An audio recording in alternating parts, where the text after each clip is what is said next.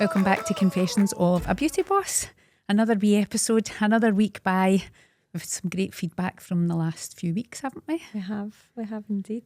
So this week we are discussing planning. Yep. We should practice what we preach.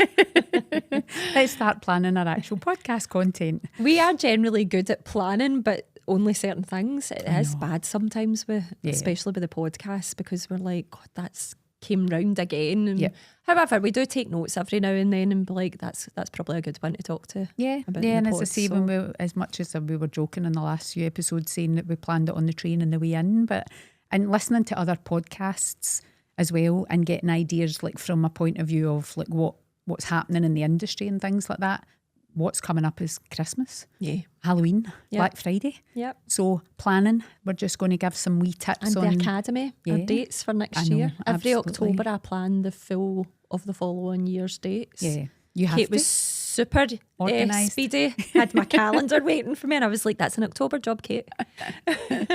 I just came across one. I was in Canva and I seen this wee print out calendar for 2026, and I thought, I'm going to print that and leave it in Jenny's desk and be organised and help her when she's coming to plan her dates for 2026. That's my Thursday job this week. Because it'll literally be around before we know it. So we've already, to be fair, we talked about it with Amy the other day. We said, let's start planning for Halloween, Black Friday and Christmas. So I planned last week the next 3 months worth of pick of the months for the salon, and usually it's like a month in, but at least we know, the girls know, they know what to talk about to their clients. So when you're prepared, things come easily. Yeah, because we normally do pick of the month a couple of weeks before. We used to try and be organised, and we were for a wee while, but then most recently it's been like a couple of days before saying, right, next month is this. Yeah. If we don't tell the clients what it is, what if they want to save up for it? What if they want to plan round about it for an event that they're going to? They're never going to book ahead. Pick of the month is always a treatment that we've maybe just launched or we've revamped and tweaked a wee bit, or one of the girls is just trained in it. So the pick of the month is to allow clients to try something they've never tried before. So I hate using the word discounted, but we do try and adjust the price down a bit to let people try it, because if they love it, they'll pay for it the next month and the next month. Yeah. We either adjust the price and discount it, or we add more value to it. So we add extra things to it. So it would normally be a lot more money. Yeah. So it just depends on what we're offering. Wee extras. Other wee tips for planning that I was listening to some ideas the other day as well, and we've done this in the past. So we've talked about this before, where when we're planning ahead, where we get our money and we put our VAT away. Yeah. So other wee things for planning is Christmas is coming up. We're going to sell a lot of gift vouchers. Yep. And then in January, you've had that money for those gift vouchers. And then when January comes, we've like... no money.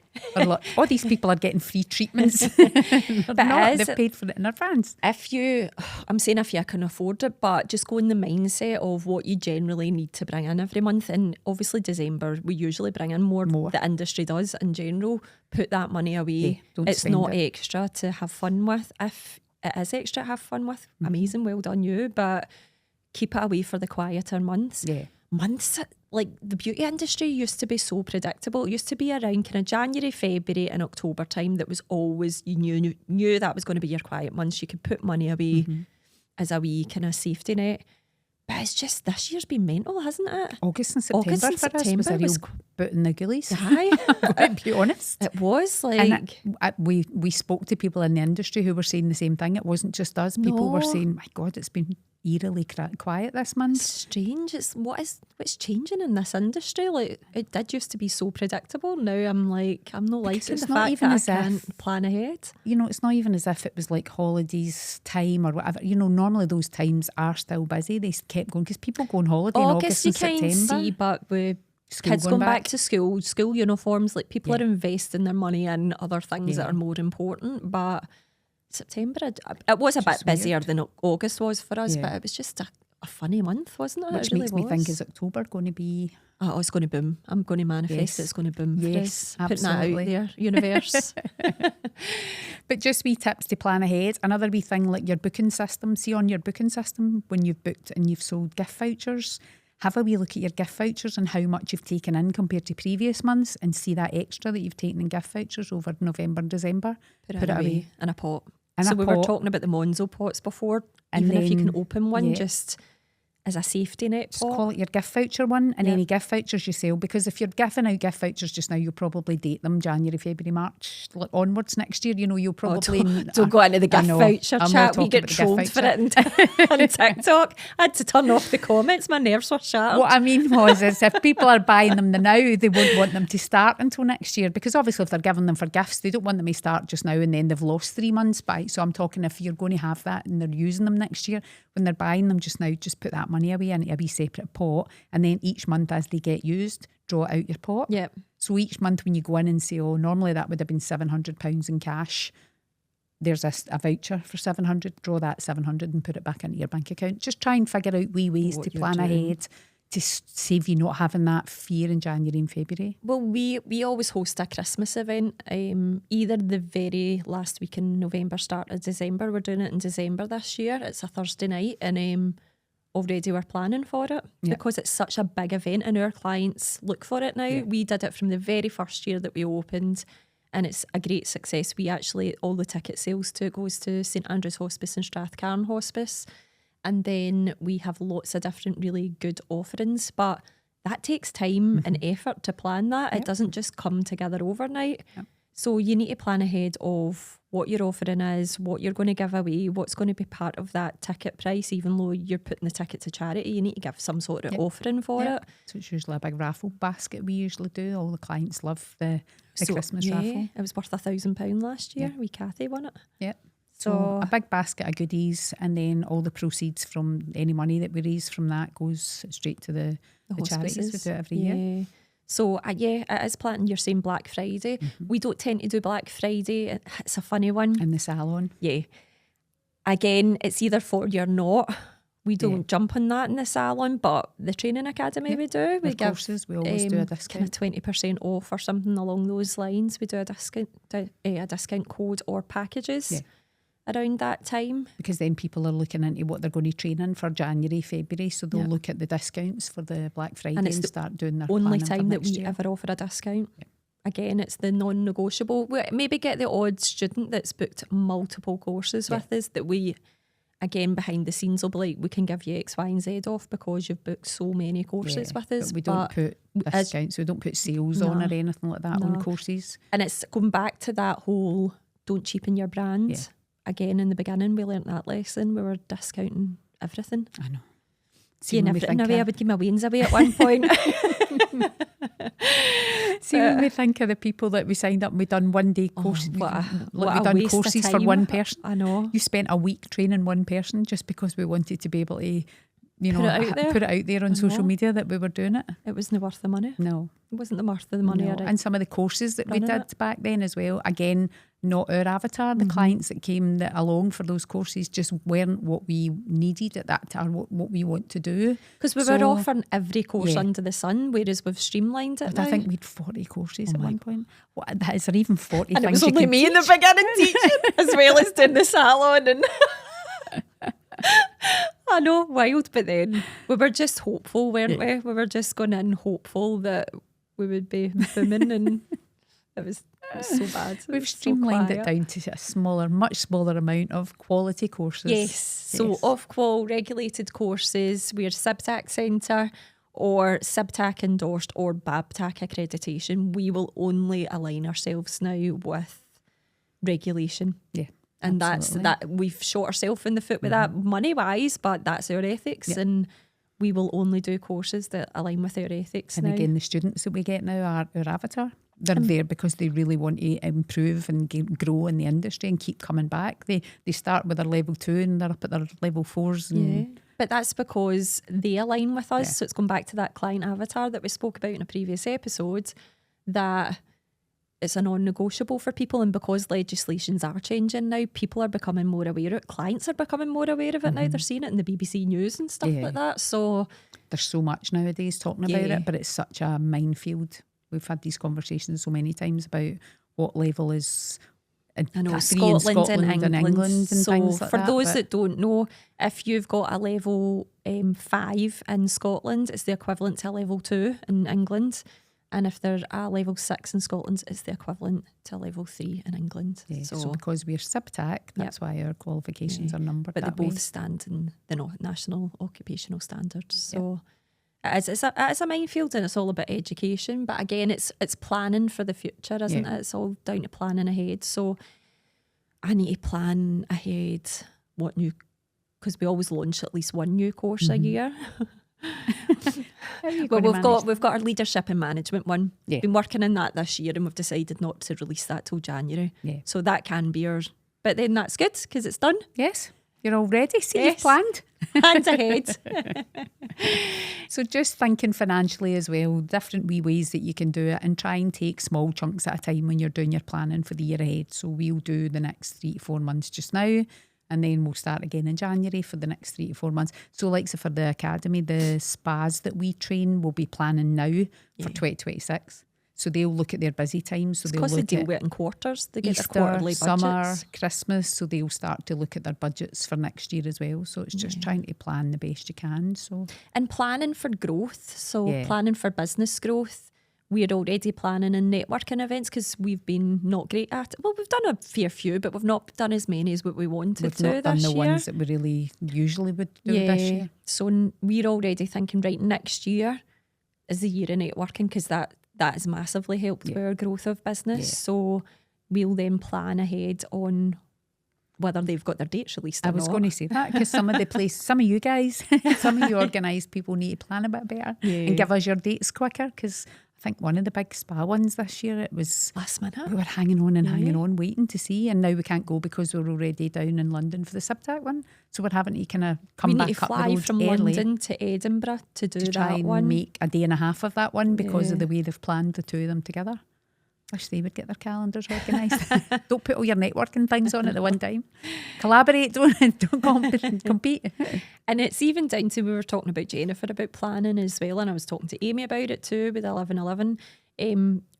Like with Jennifer, she was coming up with really good ideas for Mother's Day. But that's great because she's already got that plan in place. And for social media aspect, you can plan your calendars week to week, because if you're doing your social media yourself, it's a minefield. So being able to have an understanding of what you're going to do and break down each month or each quarter, you can plan your social media calendar a lot better. And you need to start them so early. I mean, look at the now. You walk into Tesco just now or Marks and Spencer's and everything's Christmas. And as much as we're all going, oh, I'm not ready for it, it starts people's minds thinking. Our diary's filling for Christmas already. Yeah, for our the clients salon. book right the way through because they want to make sure they get their... So people are now looking, right, okay, the week of Christmas I need that, and then I'll count back. 3 weeks for my nails or 6 weeks for my facial or whatever it is they're getting done. But it's true, like Christmas comes around so much earlier now. We're at the end of September and Marks and Spencer's have got all their advent calendars and everything out. So you just have to do it. And product houses as well. So Yeah. obviously Ishka's one of our product houses. They're really busy. They're a global company. So we were talking about... We've already ordered our Christmas gift sets. And planned training in January for our urban girls. So we're just pinning down dates just now. So that's obviously a fair few months away, but we've had to do it so it aligns with both our calendars. Yeah. And we can give our girls enough notice for it as well, because we always do their training on Mondays when they're not in, so they come in on their day off. They do get paid for it. Yeah. But And even non-industry related stuff, right down to the point when I printed you your calendar to plan for next year's holidays, I printed off a month for the end of September, October, November and December for my 3 sons, and I put them down on the kitchen table and I said, work your wages, put your wages into those 4 months and work back the way on how much you're going to have to put away every month for Christmas. All your nights out. They budget for Christmas presents, but they forget that they're out for like 7 weeks on the run up to Christmas with all their works night out, their pals nights out, taking their girlfriends out, doing all these different things. So it's like planning in any avenue in your life. Off the bank of mum and dad. Exactly. It's like, I can't pay this month because I need to pay that, and can I pay you next month? And you know, whatever their car payments or dig money, whatever, all gets pushed into January, and then I still don't see it in January. So like, no, get planning, get organised. When I used to live at home, my poor dad, my mum will be watching this and be like, oh, I didn't know that was happening. It's in my house, don't tell Stevie.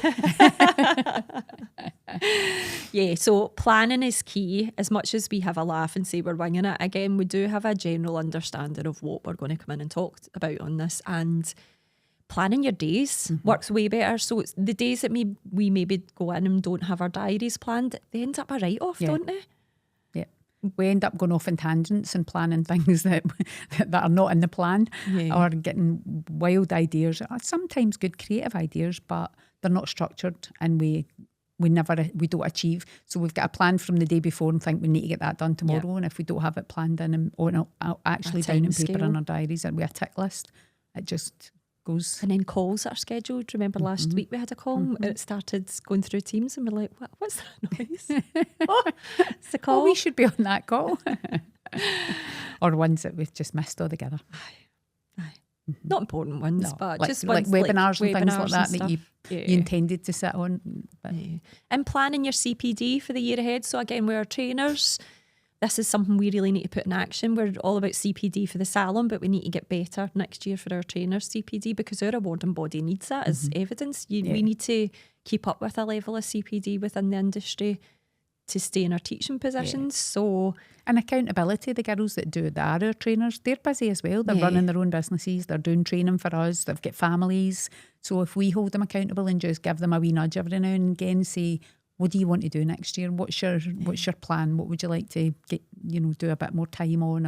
And remember, it doesn't always have to be a certification or a qualification. It can be a networking event. It can be the professional beauty show. It can be anything that's of value to your industry.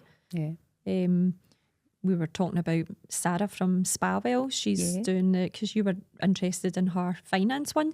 And again, it might be something you already do, but it's good to see some from fresh eyes and a different perspective. She'll have tips in there that I don't know. So my finance background's from a completely different industry altogether. Hers is very much spa-led, so she'll go down to the nitty-gritty that I maybe don't know.